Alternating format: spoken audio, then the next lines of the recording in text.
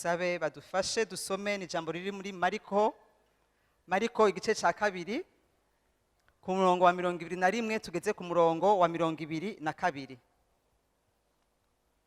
Marc 2 21 à 22. Titre là. Mariko igice cya kabiri. Marc 2 21 à 22. Ntaho barira ikiremo cy'igitambara gisha ntaho barira ikiremo cy'igitambara gisha ku munsi w'ubushire ico kiremo cyo yitabura igisha kavana n'umushire ikabushiza gutamuka kandi ntaho tara umutobe wa vino mu mikuza y'insato ibombotse, ni kuvuga mu mikuza ishaje, kuko vino yoturitsa iyo mikuza. Kuko mwico gihe bashize vino shasha mu mikuza ishaje, ngo mwico gihe vino yoturitsa imikuza, vino n'imikuza bigapfana. Hanyuma yaba iyo vino igasesekara, ariko ngo niyo mikuza ikakora iki? Nayo nyene igatabuka. Ariko umutobe wa vino bawutara mu mikuza misha. Ngo ariko noneho umutobe wa vino, aha mu Gifaransa barabivuga neza, le vin nouveau. Umutobe wa vino dushire ko mushasha, ngo bawushira muki? Bawushira mu mikuza ikoze iki? Mishasha. Muhava mwibaza ko naguye.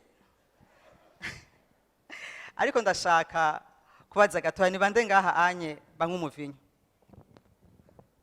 Okay, ni bande banyoye umuvinyo basi? Nabajije nayo, ni bande banyoye umuvinyo? Hanyuma ni bande bakiunywa?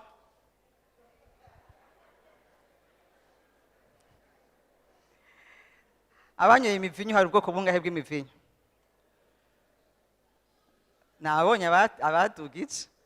Hariho umuvinyo wa rouge, aha, umuvinyo wera, aha, n'amahoze, aha, mwavyumvise?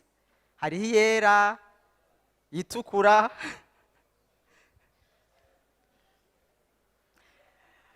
Ninda azi ko vino, ninda avuga ko kunywa vino ari bibi? Ninda atazi ko kunywa vino ari bibi? Ninde azi yuko ari bibi?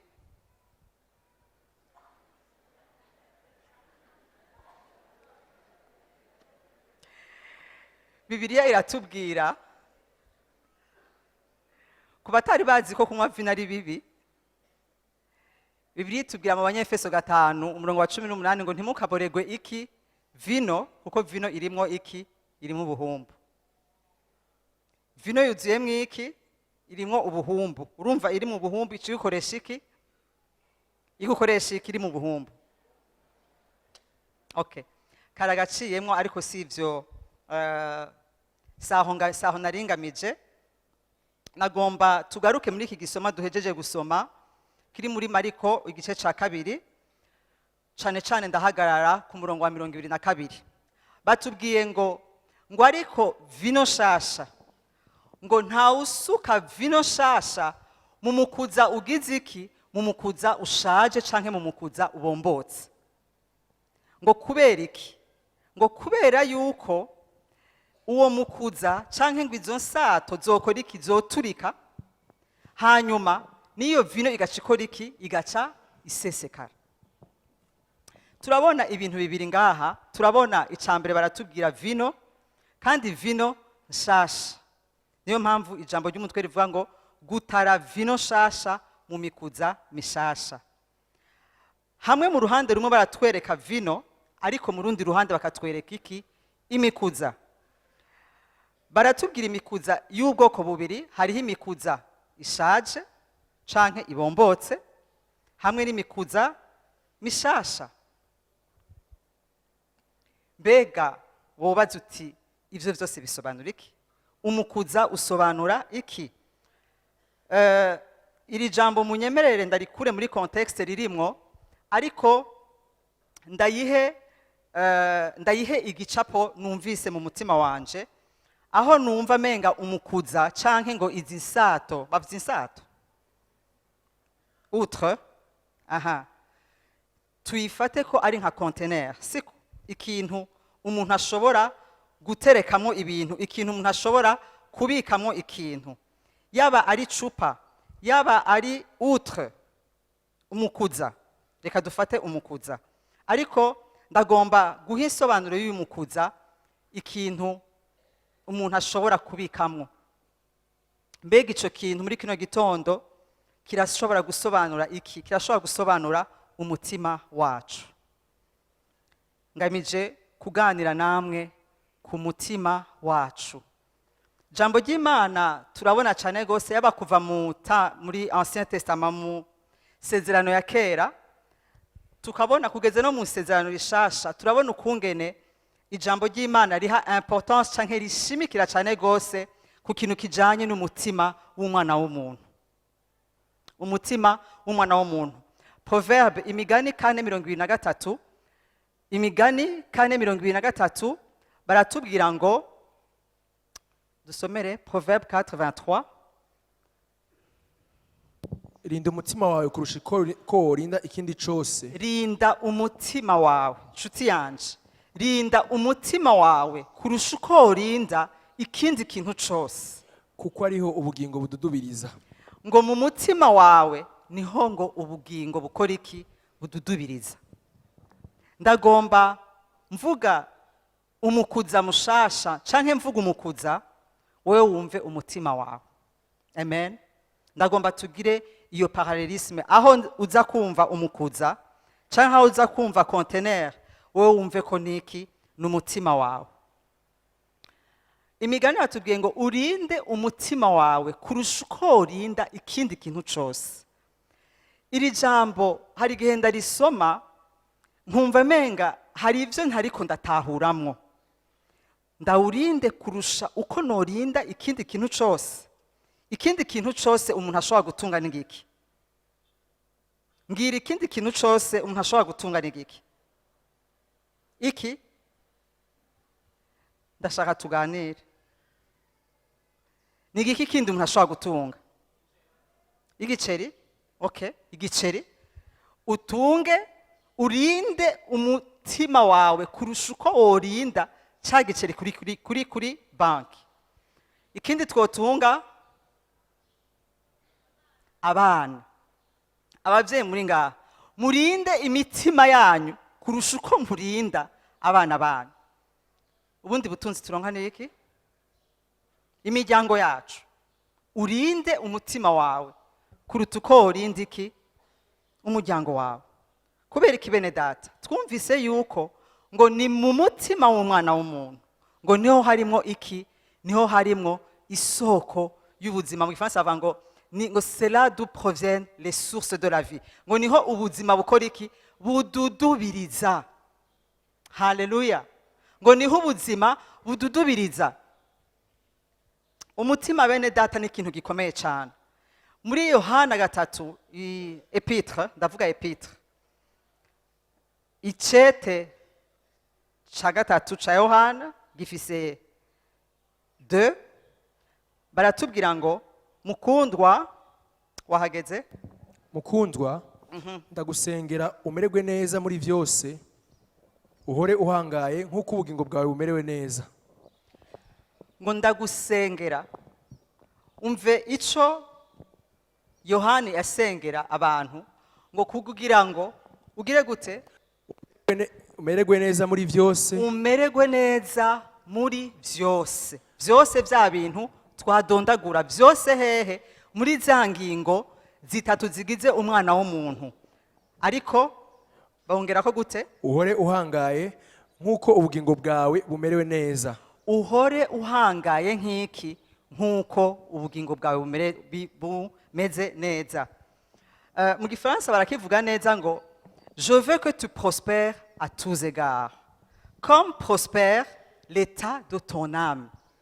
Aha ijambo ry'Imana hari igihe bavuga umutima umuntu akumva impwemu, n'ikindi gihe bavuga umutima bakaba bashaka kuvuga ubugingo ni kuvuga ame cyangwa umushaha. Twebwe uno munsi turahagarara cyane gose ku mushaha. Iyo ijambo ry'Imana rivuze umushaha riba rishatse kuvuga iki? Riba rishatse kuvuga ni kameremere yacu, ni wa muntu muri twebwe, wa muntu wa kera, wa muntu twehita canke twakura kuri Adamu wa mbere. Uwo nawe agizwe n'iki? Agizwe n'ivyiyumviro, harimwo iki muri uwo mutima canke muri ubwo bugingo?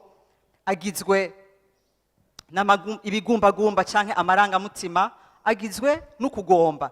Ivyo bintu bitatu nivyo bigize ubugingo bwacu, nivyo bigize iki? Nivyo bigize umushaha wacu, nivyo ijambo ry'Imana rivuga ngo le vieil homme. Aho nyene niho ijambo ry'Imana ritubwira ngo aho nyene ngo bariho mucunga. Haleluya. Ngo aho nyene bariho mukora iki? Abariho mwitaho kurusha.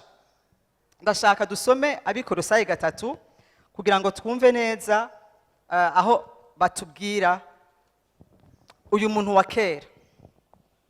Uyu muntu wa kera yakomotse kuri Adamu. Kugira ngo twumve ko twese bituraba. Hari utakomotse kuri Adamu ngahaga yemwe. Utakomotse kuri Adamu avyerekane gutya. Aha, urumva biraturaba, bwira mugenzi wawe uti birakuraba. Abikolosayi 3 duhere ku murongo wa 5 dushikane ku murongo w'10, ariko turaza gusurinya cyane ku murongo w'9 n'uw'10. Nuko mwice ingingo zanyu ziri mu isi, ubushakanyi, ibihumanya, ukwifuza k'umubiri, ukwifuza kubi kose no kwifuza iby'abandi, niko gusenga ibigirwamana. Ibyo nivyo bizanira uburake bw'Imana abantu b'intabarigwa. Namwe mwabigenderamwo kera hamwe mwaba muri vyo.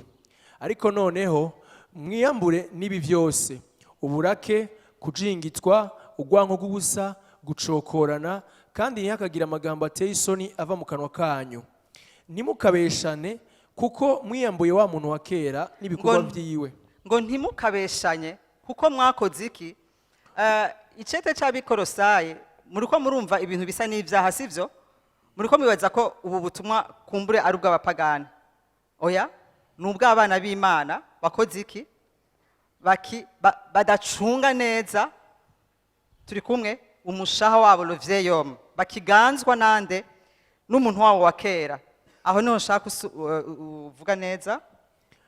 Kuko mwiyambuye umuntu wa kera n'ibikorwa vyiwe. Kuko mwiyambuye iki? Umuntu wa kera. Uwo ni ya kameremere yacu. Aha.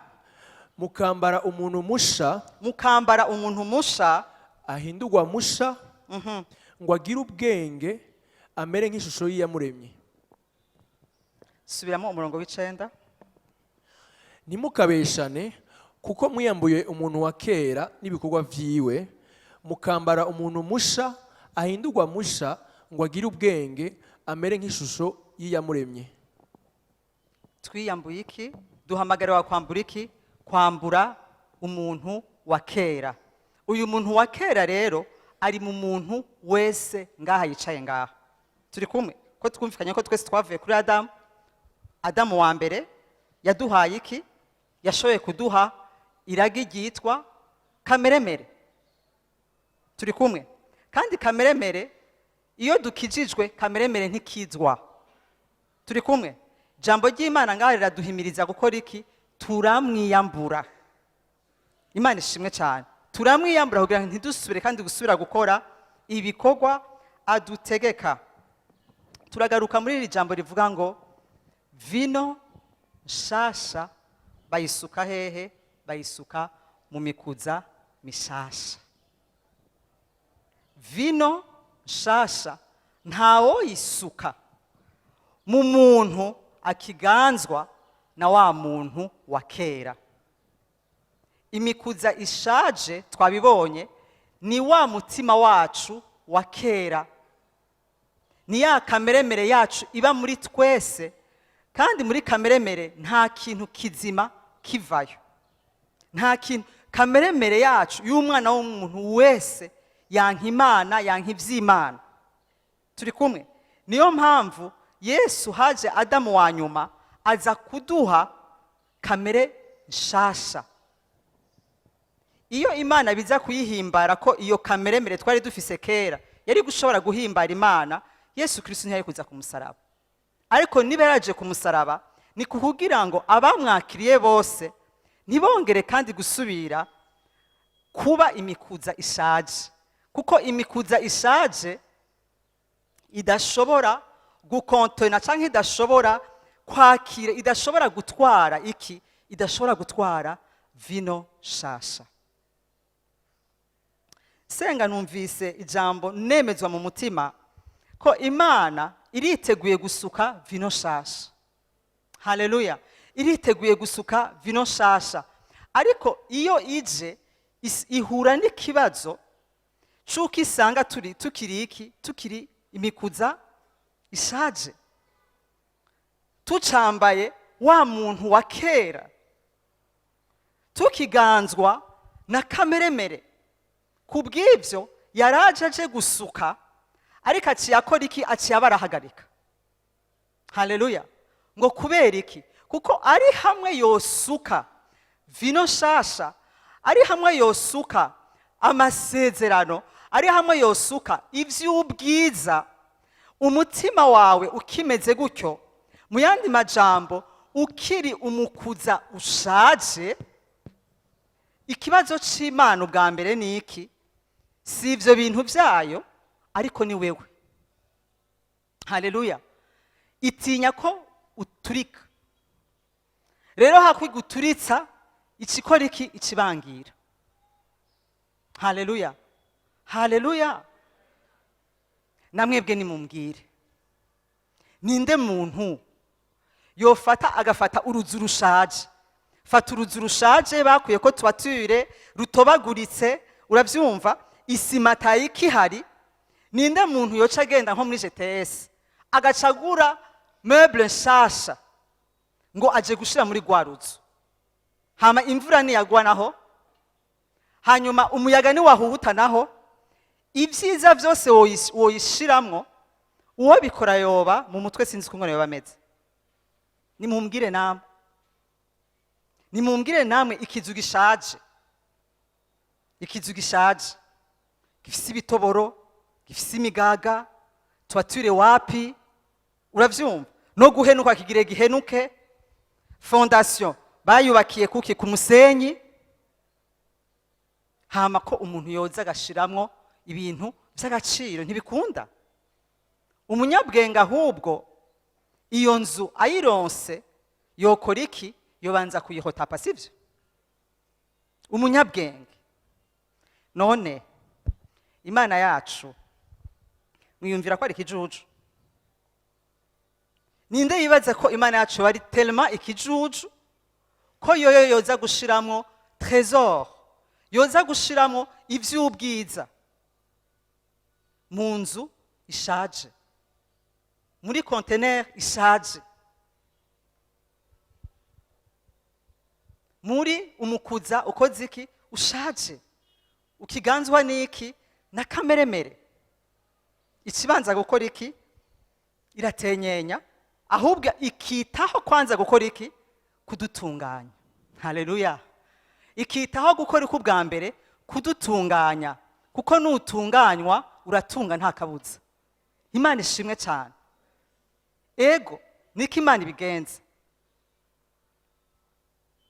Nta bantu murabona, wahora umubona ari umuntu aciye bugufi, wahora umubona akunda Imana, muri caca adasiba, ari mu bikorwa niki, ariko hagera akantu gato imana yamudodesha gato agaca acika uwuguruka kwibaze ese yaronse amambagwa yaronse ibiki wamubaza ndi bisi kutakiza gusenga nshuti oya ndi bisi kumbe cya kibazo cawe ntivyari ibintu ahubwo yari umutima wawe la vieille nature. Dusome muri Yakobo baratubwira neza amakarakteristique ibigaragaza umukuza ushaje. Yakobo 4 umurongo wa mbere kugeza ku wa gatandatu ariko turasoma kugeza ku wa gatatu. Muri mwebwe intambara ziva hehe n'imitongano iva hehe mbega ntibiva mu bibahimbara bigwanira mu ngingo zanyu. Mu Gifaransa baravuga ngo d'où viennent les luttes. Mu rugo rwawe d'où viennent les luttes. Muri church d'où viennent les luttes. Mu gihugu d'où viennent les luttes. Ngo et d'où viennent les querelles parmi vous. Ngo biva. N'est-ce pas de vos passions qui combattent ou dans vos membres? Ibitwica ntibiri hanze bene data. Ibidusambuye ntibiri hanze. Ngo bigwanira muri twebwe. Komeza umurongo wa kabiri. Murifuza ariko nimuhabwa. Umve da. Murica mugira ishari ariko nimushobora kuronka. Tugende gahoro gahoro. Murifuza ariko nimuhabwa. Murica mugira ishari ariko nimushobora kuronka. Murica mu majambo murica mu vyiyumviro murica mugaca muza gusaba ngo ariko ntimukora iki ntimuronka. Muragwana muratabara ntimuhabwa kuko mudasaba. Ntimuhabwa kuko mudasaba. Umurongo wa gatatu aratubwira ngo niyo bigize niyo bishitse niyo vyadutse mugasaba ngo mukore iki musaba nabi kugira ngo murasaba ntimuhabwe kuko musaba nabi kugira ngo muvyononere mu bibahimbara. Ngo murasaba ntimuhabwe kubera ko musaba nabi. Gusaba nabi ni kuvuga iki ni gusaba ibiza gukora iki ibiza gusatisfeza tes passions. Ibiza ivyo uja kononera mu biki mu biguhimbara. Ivyo rero Imana ntikora iki ntiguha. Nibutse umudamu wo muri Bibiliya arantangaza cyane. Mwese murazi inkuru ya Rachel na Leah. Uyu mudamu nashatse kumwiga ko cyane kugira ngo bimbere isomo canke bimbere une leçon dans ma vie. Uyu mudamu urabona ko yari mu kintu cihigano. Yari mu gihe Rachel n'umugore wa Yakobo. Umwe Yakobo yakorera imyaka ingahe 14, n'est-ce pas? Babanje bamucira dote ya 7 ans.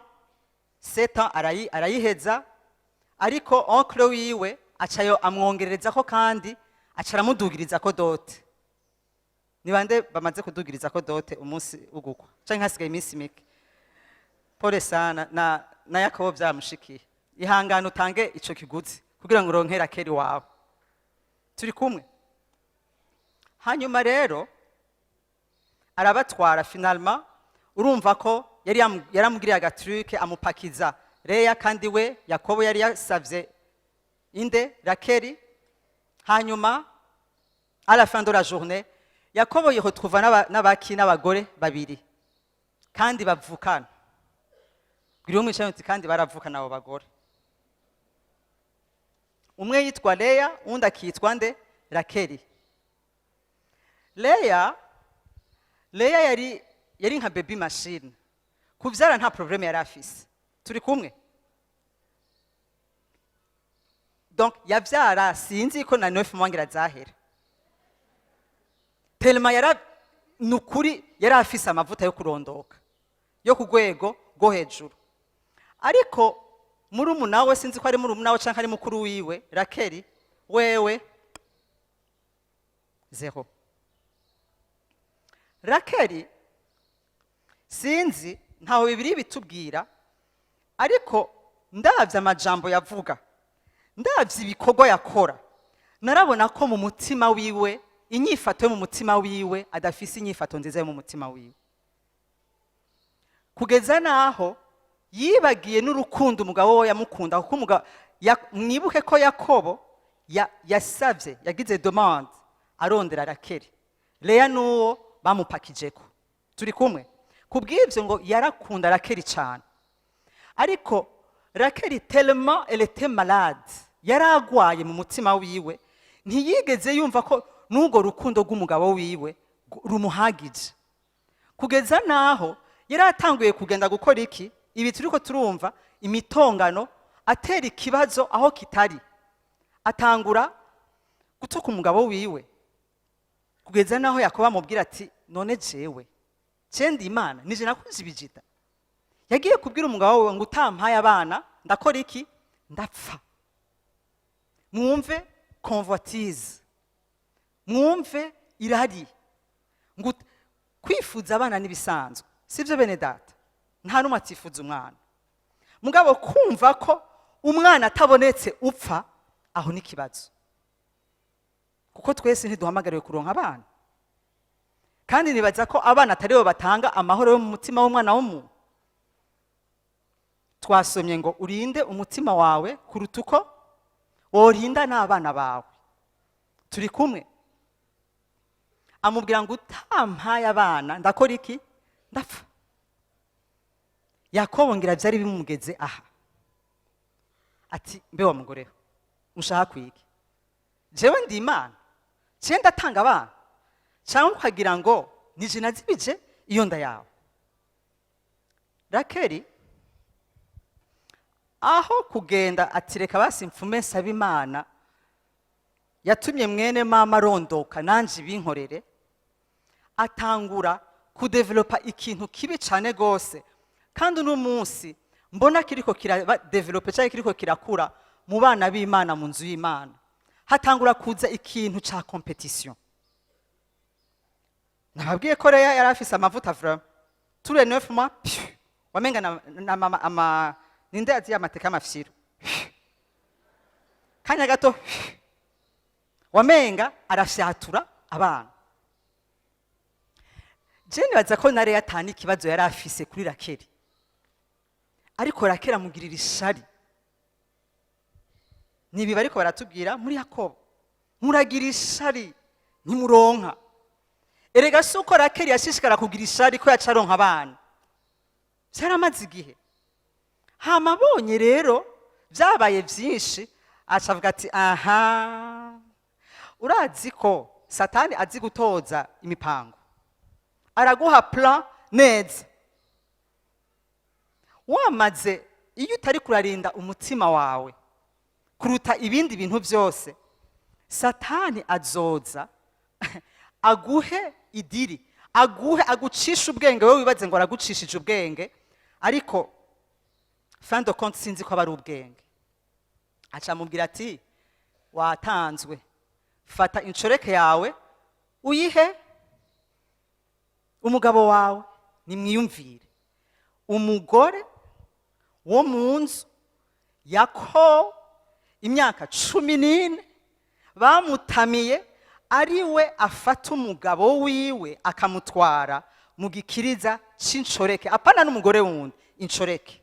Nimba muzi cyari cyo kuba inshoreke igihe cha Israel, c'était des esclaves. Kubera iki gusa? Nibaza ko ataragikeneye abana, yari afise ishari ryari ryamurenze. Ugiye kuraba n'amazina yagenda kwita abana biwe, wamenga ni bya bindi by'amakanga. Nanariona, uravyumva? Uravyumva ya majambo bandika y'igiswahili ku makanga kugira ngo batange message. Turapfuye, turahwereye, ntibishoboka. Ngubu rero ngo ibi nibi, ngubu rero ngo umugabo wanje, ngubu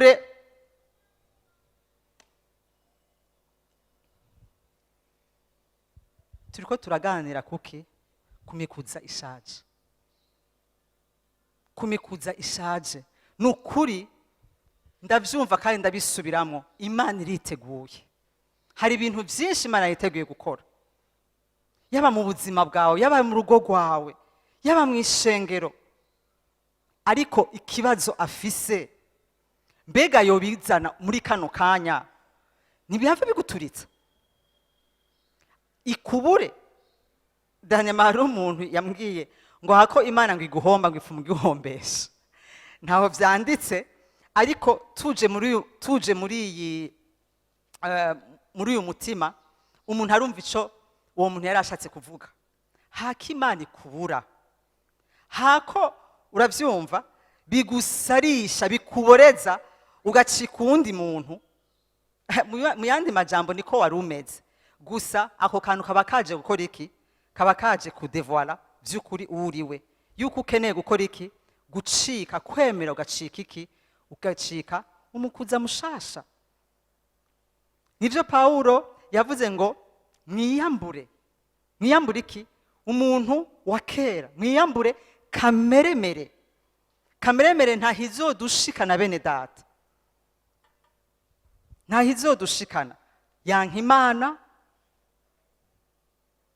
umwana w'Imana canke umukristo akiganzwa na kameremere ntashobora no gushinga imizi. Ntituri mu mwaka wo gushinga imizi muri Yesu Kristo. Kameremere izogukundira kushinga imizi, ko gushinga imizi bisaba nikiguzi. Turi kumwe? Imizi nyene ikinjira nyene ukumva uri rooted, kameremere ntizokwemerera. Jambo ry'Imana muri Galati baratubwira ngo kuko ngo ivyo kameremere yawe yifuza bitandukanye n'ivyo mpemu wawe yifuza, kandi ngo ivyo vyama bikora iki? Vyama bihamanye, vyama biri opposé. Kandi Imana yarabiretse ngo bibe opposé kugira ngo ntidushobore gukora ivyo twe twishakiye. None otubwira uti, none umuti nuyuhe? Umuti wa kameremere, ko twumvise ko ngaha twese dufise kameremere, kandi twabonye ibiganza kameremere yacu canke ibiranga kameremere yacu. Barabitubwira mu Bigalatiya 5:17. Aha twabisomye. Ishari, kubesha, kudandahigwa, kwifuza. Ngaha baramaze iminsi haba develope iki kintu c'ivyifuzo, convoitise, cupidité, gushaka kuronka ibintu à tout prix, kugeza naho utakironse wumva yuko, uravyumva, Rakeli urumva ko yavuze ati nta muronse ndapfa. Twe kumbure muri bamwe muri twebwe ntituvuga ngo ndapfa, ariko on ne ménage aucun effort. Niba ni kwiba turiba, niba ni kubesha twobesha, niba ni gusambana twosambana, kugira ngo ico kintu dukora iki? Tukironka. Turapfuye, birindata turahwereye. Kuganzwa na kameremere ni shano rya mbere rishobora gushikira umwana w'Imana. Ni shano rya mbere n'amakuba ya mbere ashobora gushikira umwana w'Imana. None umuti nuyuhe? Inkuru nziza nuko hariho umuti. Gira mugenzi wawe, inkuru nziza hariho umuti. Hariho uburyo bwo kunesha kameremere. Dusome Abaroma 8. Abaroma 8 umurongo wa 13. Kuko namba mwitondera ivyo kameremere kanyu, nimwitondera ivyo kameremere kanyu kabasaba, muzokora iki? Ntimuzobura gupfa. Walayi murapfa. Turahwe neza, turahwera. Bamwe duhwere dukoze iki? Duhagaze. Nitwitondera, nitwita kuvyo kameremere tubwira, niya tuganzi kadutegeka tugacika abaja ba kameremere kacu, turapfa. Sije ndabivuze, ni jambo ry'Imana rivuze ngo ariko nimwica ivyo umubiri ukora, ariko haleluya, nimwica ibikorwa vya kameremere, ivyo kameremere ibahamagarira mukavyica, muvyicishije iki? Impwemu Haleluya, muzobaho. umuti bene data wo kunesha kameremere ni mpwemu yera. Haleluya, ni mpwemu yera. Wava umbwira uti mpwemu yera twamwize dimanche passé vyaraheze. Oya, Pentecote ni misi yose. Haleluya, ku watahuye ibanga, Pentecote ni misi yose.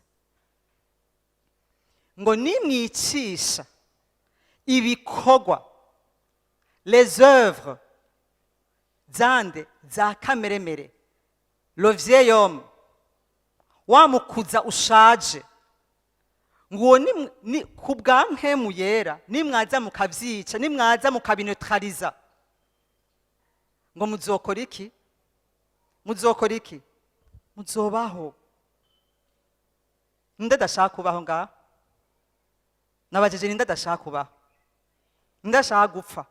Bavuze gupfa ni si gupfa physique, ni gupfa mu buryo bwose. Hariho abantu bagendagenda mugabo barahwereye, ari intumbi gusa mutupu.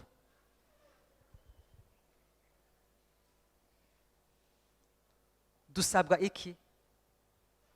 Mpwemu yera niwe dushoboza bene data. Abigalatiya 5, Galate 5, ndashaka kurangiza numva shaka dusenge. Abigalatiya 5 dusome umurongo wa 16 n'uwa 22 gusa. Ndavuga ni mugendeshwe na mpwemu, niyo mutazoshisa ivy'akameremere kanyu kifuza. Ngo mugendeshwe nande? Na mpwemu. Mwuzure mpwemu yera, mwiyegurire mpwemu yera. Mpwemu yera abacikire inshuti nyamagara kurusha sinzi wa undi wite inshuti nyamagara. Ngo niho honyene mutazoshobora gushitsa ivyo kameremere yawe iriko irakubwira no muri kano kanya ivyo iriko irakubwira. Mugendeshwe canke murongogwe canke mugotwe canke muganzwe canke mwuzure. Twasomye ngitangura ya blague ya vino, twasomye wa Efeso 5:18 batubwira ngo ntimukaboregwe iki vino ngo irimwo ubuhumbu bwinshi, ngo ariko muhore mwama mwuzuye iki? Mpwemu yera. Bene data, ubuzima bw'igikristo ntibukunda umuntu atemeye kurongorwa na mpwemu yera. Umuntu atiyeguriye mpwemu yera ngo amuganze, niwe wenyine ashoboza, niwe wenyine ashoboza, niwe yonshoboza kubaho ubuzima buhimbara Imana, niwe wenyine yo gushoboza kutongera kuganzwa na kameremere kawe. Hakagera aho kameremere nihiri umukuza ushaje hariho ahantu uri, ariko nta jambo rya nyuma ugifise. Haleluya, ni kubw'ubushobozi bwa mpwemu yera. Abikorinto ba 2 igice ca 3 turasoma umurongo wa 17, muraza gusoma ikurikira hanyuma. 2 Corinthiens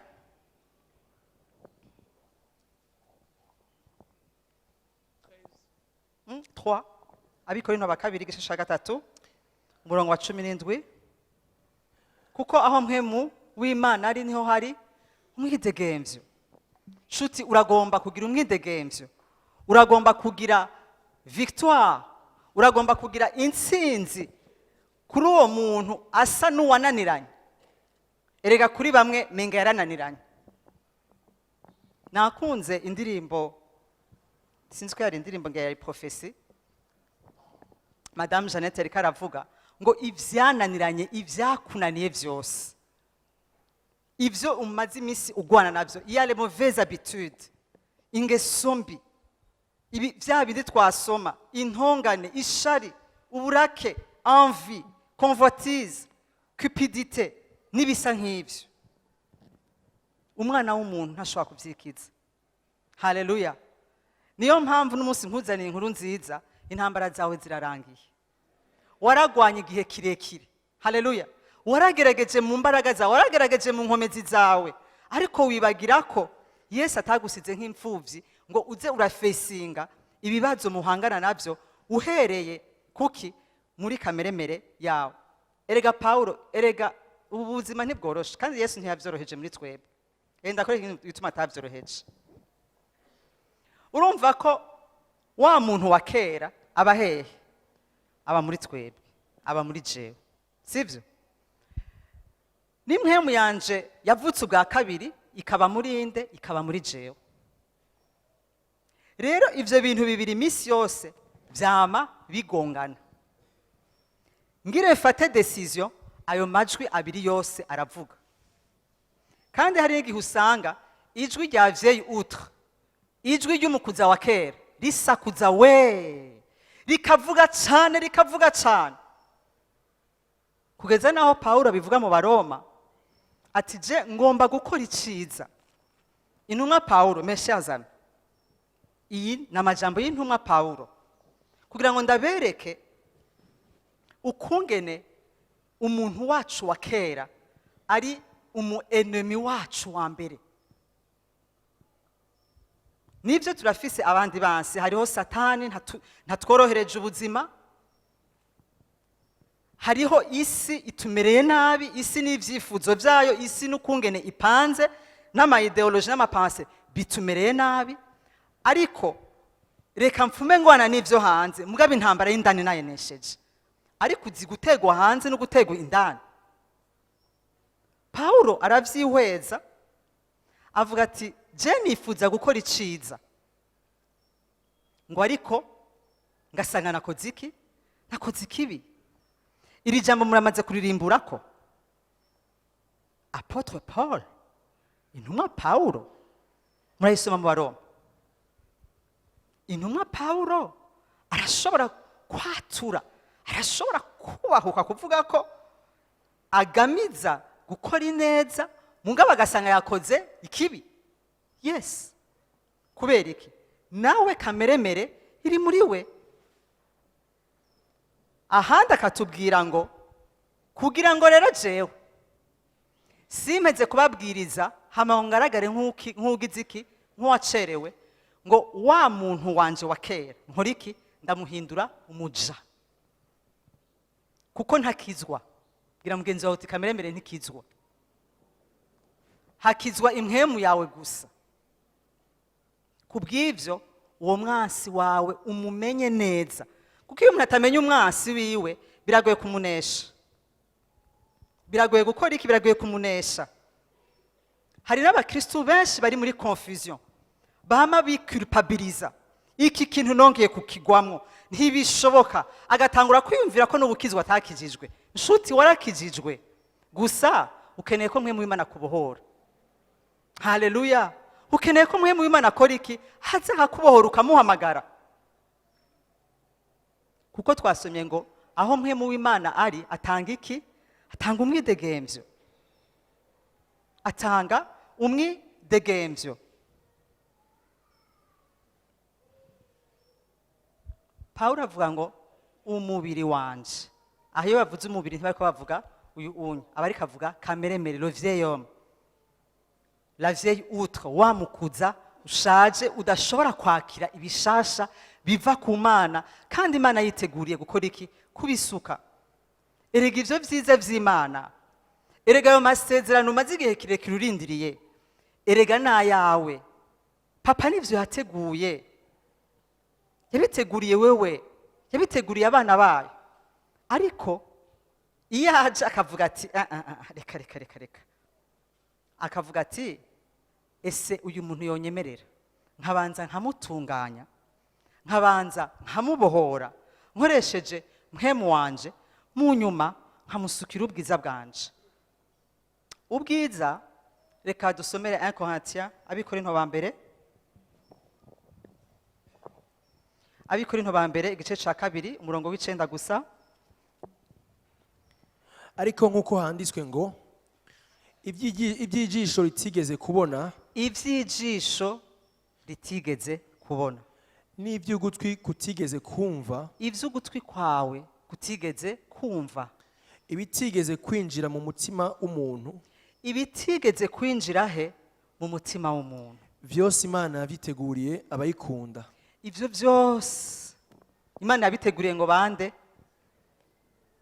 Vuga uti yabiteguriye jewe. Nimba uyikunda, ntitwamenye turavuga ngo turamukunda se, cyane twariko turabesha. Ngo ivyo amaso atarabona, erega ivyo umaze kubona ni bito. Ivyo umaze kubona ni bito, bya bindi ushingira intahe umaze iminsi ushingira intahe muri kino gitondo arakubwira ngo ni bito pahapo n'ubwiza kubikiye, ngo bimwe amaso atigeze kubona n'amatwi atigeze gukora iki kumva, ngo bya bindi bitigeze kuza no mu bwenge bwawe, kuko ubwenge bwacu buri limite, ngo ibyo Imana yabibikiye bande? Abayikunda. C'est ça la gloire, nubwo bwiza. N'iryo jambo nahawe ngo nditeguye gusuka, nari niteguye kubasukira vino nsha, ariko nsanze imikuza ikiri ishaje. Kubw'ibyo irashaka kubanza kugutunganya, iragomba kubanza kuntunganya. Jambo y'Imana tubwira ngo kuko hariho ibibwirizwa gutunganywa bene data, hariho ibibwirizwa gutunganywa. Imisozi ibwirizwa gusenwa, amavale akuzuzwa, ngo maze ubwiza bw'Imana bugakora iki? Bukabona guhishurwa. Iyo niyo etape z'Imana, izo nizo principe z'Imana. Ibisiga ivy'inverswa, ivyo ni ivy'umugwanizi, nibiva mu isi, nibiva mu isi. Ndarangije mvuga ngo nukuri ntibikunda yuko Imana isuka ibintu bisha. Umaze igihe kinini usenga, Mana mpindurira amateka masha, Mana mpa amateka masha, new history, Mana mpindirimbo nsha, Mana bisha.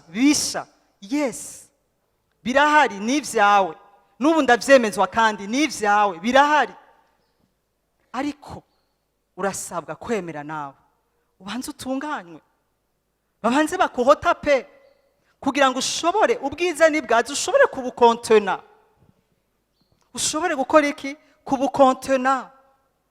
Kuko imikuza ishaje bayisutsemo vinosha, ibifise uburemere, ibifise gloire.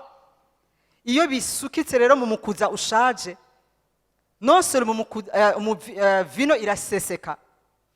Imana murazi ko idakunda guhomba, wakagira ngo n'umyaka yanze, ntikunda guhomba, kuko iza kuinvestisa ibintu byayo by'ubwiza, izi neza yuko non seulement ntubibenefisa, ntubironka, hanyuma ikihomba ntishobora. Icya kabiri, mpemu w'Imana wenyene, haleluya, mpemu w'Imana wenyene niwe adushoboza kutubohora izo ngeso zatunaniye, iyo mibereho mibi, iyo mitima, iyo mikuza ishaje. Ni mpemu w'Imana wenyene ashobora kuyihindura. Tu ne peux pas te transformer, tu ne peux pas te libérer. Ntiwo kwibohora, ntiwo na kwihindura. Muri Zakariya akavuga ngo si kubw'inkomezi zawe, si kubwo n'amaboko yawe, ariko ni kubw'ubushobozi bwande? Bwa mpemu yera. Ni kubw'ubushobozi bwa mpemu yera. Dusabe abaririmbyi begere ngaho imbere. Ndagomba turiko turiyumvira kuri ano majambo, umwe wese yaronse ivyiwe. Urazi ubuzima umazemo iminsi urimwo, urazi ivyakunaniye, urazi imigozi ikuboshe, urazi kangahe wagerageje ukamugwa muri vya bindi nyene, urazi ibintu bituma aho wumva ko no gupfa ivyo bintu bitabonetse wopfa, urabizi ibintu witeguye gukora canke wakoze kugira ngo ushikire ibi nibi, ivyo vyose urabizi. Ariko hari abantu nifuza kubaza muri kino gitondo. Aya majambo yari aberekeye abana b'Imana. Ndagomba twese twunamike amaso, n'umwanya uhambaye cyane. Muri twebwe hashobora kuba harimo umuntu atarakizwa, umuntu twavuze imikuza ishaje dushaka kuvuga umushaha, ariko wowe uri ngaho utarakira umwami Yesu Kristo mu buzima bwawe, na wowe uri mukuza ushaje version 20, kubera yuko mu mpemu yawe iracapfuye. Haleluya. La gloire, ivy'ubwiza, bimwe imana ibikiye abayikunda ivyo bihabwa abana mu nzu.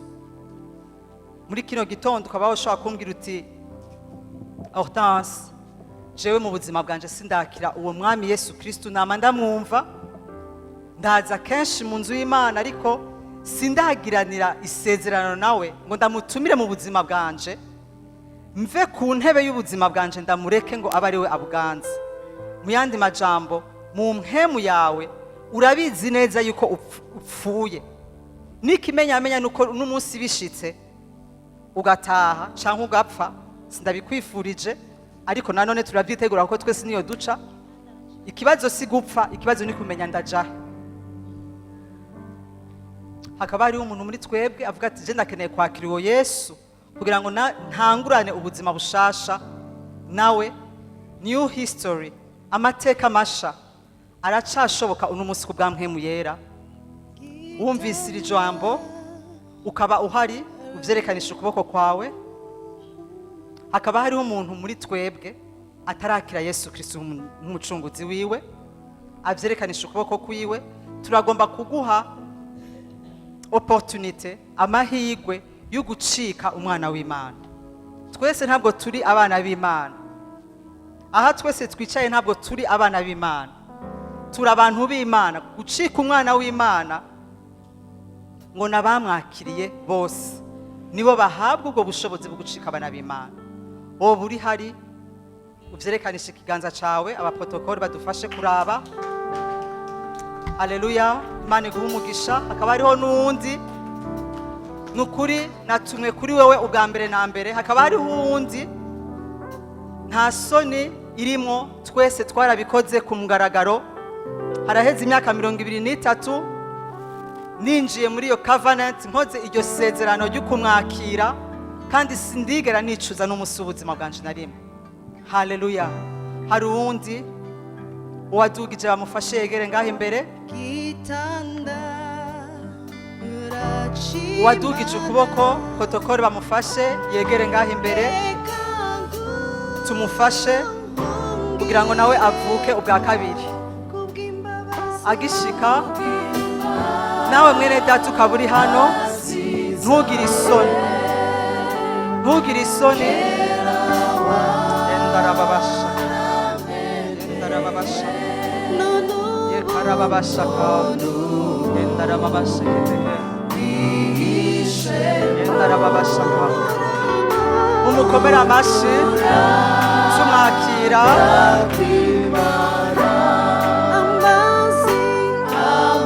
Nta wundi yifuza kwakira umwami Yesu. Reka kugira ubwoba, nesha ushike hano imbere nawe tugusengere. Haleluya, haleluya.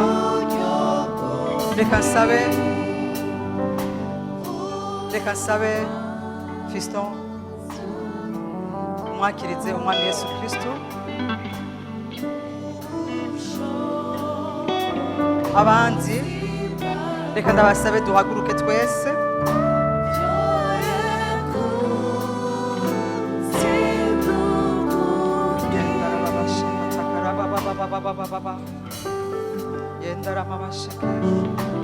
Umvise ijambo ry'Imana ryavuzwe, hari aho mpemu w'Imana yakweretse.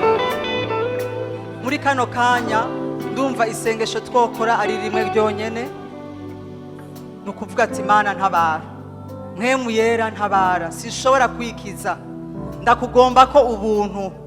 Mpemu yera niwe numvise wenyene ushobora kunshitsa mu ntsinzi ishitse, nesha kameremere. Rembarababashaka, ubushobozi bwa mpemu yera buri hano, ubushobozi bwa mpemu yera buri hano. Reka dusabe umwungere w'ishengero ashike aturongore mu masengesho, duhamagara mpemu yera.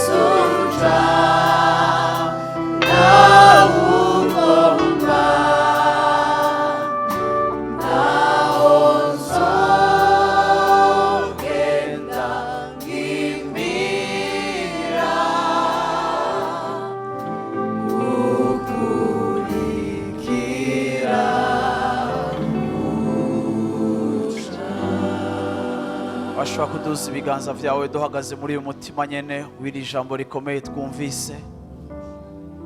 Haleluya, urashobora kuduza ivyo biganza vyawe. Hariho ivyiza Imana yakubikiye, hariho ivyo Imana ibikiye ubuzima bwacu, ariko kandi twigishijwe ijambo rikomeye yuko Imana idashobora gusuka umuvinyu mushasha mu bikoresho bishaje. Haleluya. Hari igihe mu buzima bwacu tudashobora kwakira ivyo Imana igiye gukora n'ivyo iriko irakora, kuko tudafise ubushobozi bwo gushobora kwakira ico Imana igomba gukora. Ibi Yesu yariko abibwira abantu, ariko birababaje kuko abo Yesu yabibariye ntaco bigeze baronka. Umugambi wiwe barawuhushije abatari bake kuko batashoboye gutahura ico yariko arababarira. Ndasenga muri kino gitondo ngo wowe ntuhushe iyo opportunité, aho uvuga ngo Mana sinshobora kumbure kwakira ivyawe nkifise ivyiyumviro nkiganjwe na kamere ka kera, ariko kuri uyu munsi muri kino gitondo ndagomba ngo Mpwemu Yera aze yuzuze ubuzima bwanje. Ndagomba ngo Mpwemu Yera aje afate controle y'ubuzima bwanje. Ndagomba ngo Mpwemu Yera abari wafata controle y'ubuzima bwanje kugira ngo nshobore kubona victoire hejuru y'ivyifuzo bimbamo bibi bipfuye nabi. Ntituri ngaha muri kino gitondo kugira ngo twisigure ingene tumeze, kandi sinifuza ko hari umuntu umwe yoba ngaha muri kino gitondo agomba kwisigura ku kuntu ameze, ariko bimwe mu kungene tumeze ni bibi kandi ntibiduha uburenganzira bwo kwakira ico Imana igomba gukora. Yo iriteguye gukora, ariko ntigomba gusambura kandi ntigomba gusesa ubwiza mu bikoresho bitabereye kubwakira. Ariko uyu munsi Imana iragomba guhindura imitima yacu, Imana iragomba kutugenderera, Imana iragomba ko duhindura ingene dusenga n'ingene twibona, aho tuvuga ngo Mpwemu Yera tegeka, Mpwemu Yera ganza, Mpwemu Yera ganza hejuru ya kameremere. Singomba ko kameremere kanje gashishikara kanganza, singigomba gushishikara kurongorwa na kameremere kanje, singigomba kurongorwa n'ingeso zanje n'ivyiyumviro vyanje bipfuye biva mu migenzo muri kahise kanje, singigomba kurongorwa na ya kameremere iva mu bikomere naronse mu buzima. Hariho abantu ngaha kuri uyu mugoroba bakomeretse mu buzima, ivyo bikomere bikaba biriko birashaka kubarongora, ivyo bikomere bikaba biriko birashaka gutwara ubuzima bwabo. Wafata decision igafatira ku bikomere, wagira imigenderanire bigafatira ku bikomere, wubaka urugo rwawe ukagubakira muri ivyo bikomere, warera abana bawe bikubakira kuri ivyo bikomere. Ivyo byose bikagenda bigushira mu kibanza aho udashobora kwakira ubwiza, aho udashobora kubaho mu kunesha. Urakeneye Mpwemu Yera, turakeneye Mpwemu Yera, turakeneye ubwo bushobozi, turakeneye izo nkomezi kugira ngo dushobore kubaho muri victoire. Imana iragomba kubikora. Nimba uri ngaha kuri uyu munsi muri kino gitondo muri ubu buryo bwiyoroheje twahawe ijambo ry'Imana, mu buryo twahawe ijambo ry'Imana nk'ikiganiro, ndagomba uwo muntu wese ari hano hanavuga ngo Mpwemu Yera ndagomba ko wuzura ubuzima bwanje muri kino gitondo.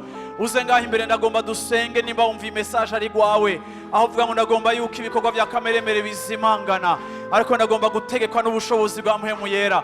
Uri ngaho uragomba victoire mu gishingo caho kameremere yawe yagutwaye yagutegetse. Ndagomba muze hano hantu muri kino gitondo dusenge. Iri ni ijambo ridasanzwe Imana iguhaye, iri ni ijambo ridasanzwe Imana iturungikiye muri kino gitondo, iri ni ijambo ridasanzwe Imana ihaye umuntu wese hano hantu muri kino gitondo, aho ibikorwa vya kameremere bikwiye kuzimangana, ariko nta bundi buryo hatabaye ubushobozi bwa Mpwemu Yera. Hari ibintu byinshi byo mu ngeso zawe bikikudomina, hari ibintu byinshi byo mu ngeso zawe bikigutegeka, ariko bikakubuza kwakira.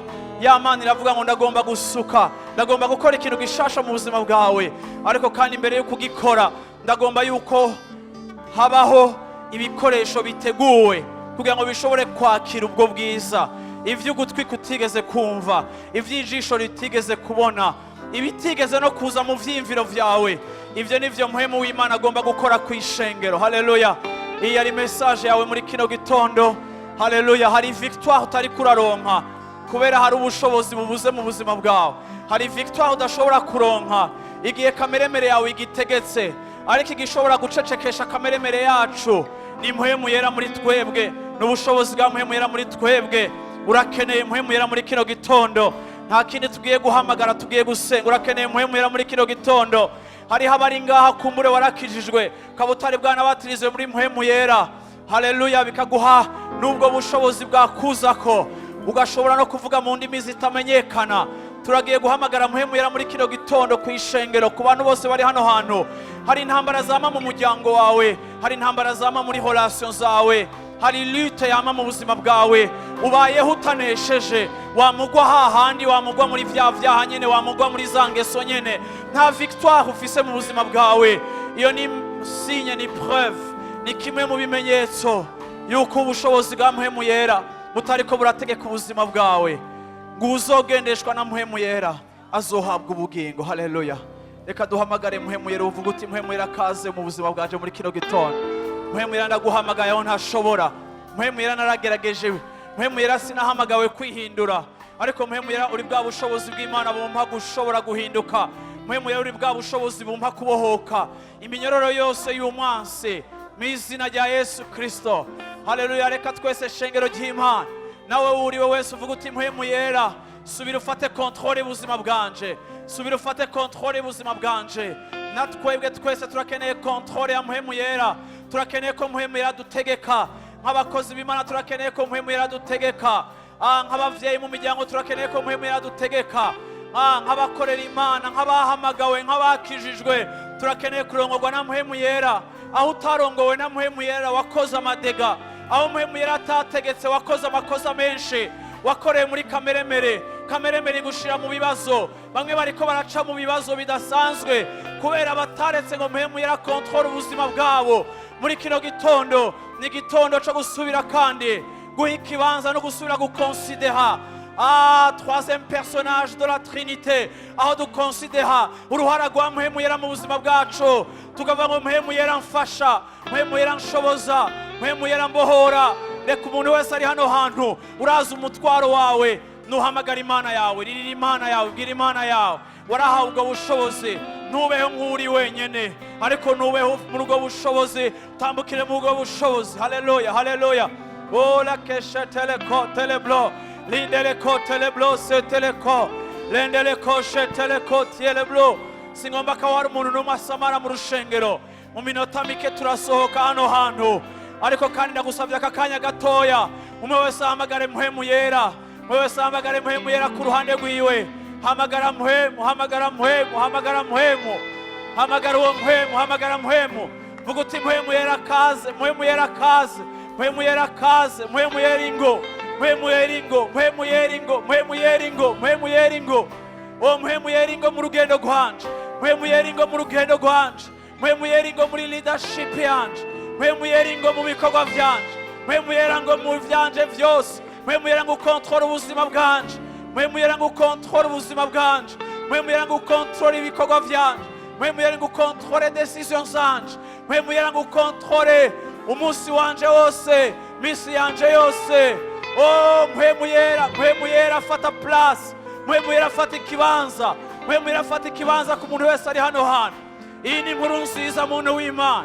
Hariho mpwema gushoboza, hariho mpwema agiye kugushoboza, hariho mpwema azogushoboza, hariho mpwema guhingura, hariho mpwemu acecekesha akameremere kawe, hariho mpwemu yera akurongora, akakurongora ahantu heza, akakurongora mu mayira y'Imana, akakurongora mu mugambi w'Imana, akakurongora mu vyiyumviro vy'Imana. Uwo yitwa mpwemu yera niwe ukeneye, niwe ukeneye, niwe ukeneye, niwe aguha gushobora kunesha akameremere, niwe aguha umwidegemvyo, niwe aguha umwidegemvyo. Ndavuze ngo mu izina rya Yesu Kristo, o mpwemu yera ngwino utegeke ku bantu bose bari hano hantu, mpwemu yera ngwino utegeke ku bantu bose bari hano hantu, mpwemu yera ngwino utegeke ku bantu bose bari hano hantu, mpwemu yera ngwino uganze ku bantu bose bari hano hantu. Ndakuragije abantu bose bahagaze hano hantu imbere, mpwemu yera ndakuragije ishengero ryose.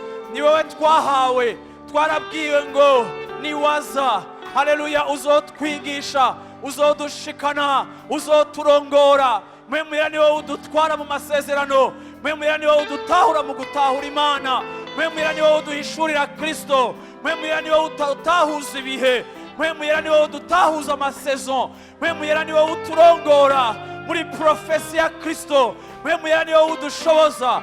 Ndasengeye abantu bose bari hano hantu imbere bakiriye ijambo ryawe.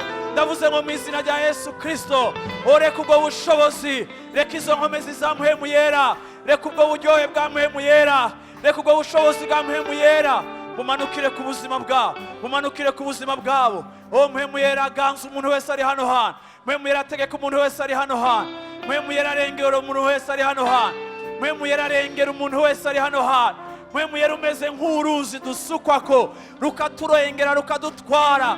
Mpwemu yera baravuze ngo uzosuka mpwemu wanje. Ndavuze ngo mpwemu yera tegeka hejuru y'ubuzima bw'abantu bari hano mu izina rya Yesu Kristo. Ndakweretse Mana abo bose bari bafise ibibategeka, abo bose bari baganjwe n'akameremere, abo bose kameremere zabo zatwara mu buzima bwabo mu kibanza ca Rakeri, aho bakoreshwa n'ivyifuzo bikabazanira urupfu, rikabazanira ibintu bitaguhesha icubahiro, kandi rikabatwara mu kibanza atari ic'intsinzi. Ndavuze Mana nguzane victoire muri kino gitondo. Ndavuze Mana nguzane victoire muri kino gitondo. Ndavuze ngo mpwemu yera ufate controle muri kino gitondo. Mpwemu yera ufate controle muri kino gitondo. Iyo waje ngaha ukavuga uti mpwemu yera afata controle, birasobanura ngo ya majwi abiri avugira muri wewe niwasohoka no ngaha araza gukora. Ariko igihe cyose wame wumva ico mpwemu yera ariko arakubarira, wige kumvira mpwemu yera. Uburyo bwo kwamugendana na mpwemu yera yuzuye mu buzima bwawe ni uburyo bwo kujana na mpwemu yera umwumvira. Igihe cyose umwumvira ategeka ubuzima bwawe, igihe cyose umwumvira nico gituma utumiriwe. Mpwemu yera amaze gufata control, ijwi ryiwe rivugira mu mutima wawe, wige kuryumvira, uzorushiriza kugendera mu ntsinzi y'Imana. Wige kumvira ico mpwema kubarira. Igihe cyose wige gucecekesha ico kameremere kawe kakubarira. Igihe kakubwiye gukora nabi, igihe kakubwiye kwihora, igihe kakurongoye mu nzira mbi, uvuga uti nahisemo kumvira ijwi rya mpwemu yera. Muri ubwo buryo mpwemu yera azotegeka ubuzima bwawe. Muri ubwo buryo uzogendera muri plenitude ya Saint Esprit. Muri ubwo buryo uzogendera mu kuzura mpwemu yera. Mpwemu yera ni wakuraho ibikorwa vya kameremere. Ndavuze ngo mu izina rya Yesu Kristo ibikorwa vya kameremere bibura ikibanza mu buzima bwawe. Mu izina rya Yesu Kristo ibikorwa vya kameremere bitakaza ubushobozi ku buzima bwawe. Mu izina rya Yesu Kristo aho kameremere yahora ikurengera, aho inyota, aho ivyifuzo vyahora bikurengera, ndavuze ngo mu izina rya Yesu Kristo akiriza inkomezi za mpwemu yera, akiriza inkomezi za mpwemu yera, akiriza inkomezi za mpwemu yera zigiye kugushoboza gutambukira mu bushobozi no kunesha kw'Imana. Zigiye gutangura guhindura ingene umeze n'ingene wiyumvira, maze ube conteneur ishobora kwakira ubwo bwiza n'ubwo bushobozi bw'Imana. Ndavuze ngo mu izina rya Yesu Kristo mpwemu yera ategeka ubuzima bwawe. Mpwemu yera acika umugabane wawe. Mpwemu yera acika uwo kumvirwa mu buzima bwawe. Umwubahirize, umwubahe, nawe azokurongora mu kibanza c'intsinzi. Abantu b'Imana bavuye ngo amen. Abantu b'Imana bavuye ngo amen. Imana ibahezagire, Imana ibakomeze. Mwige kumvira mpwemu yera, niho mutazoshitsa ibikorwa vya kameremere. Imana ibahezagire.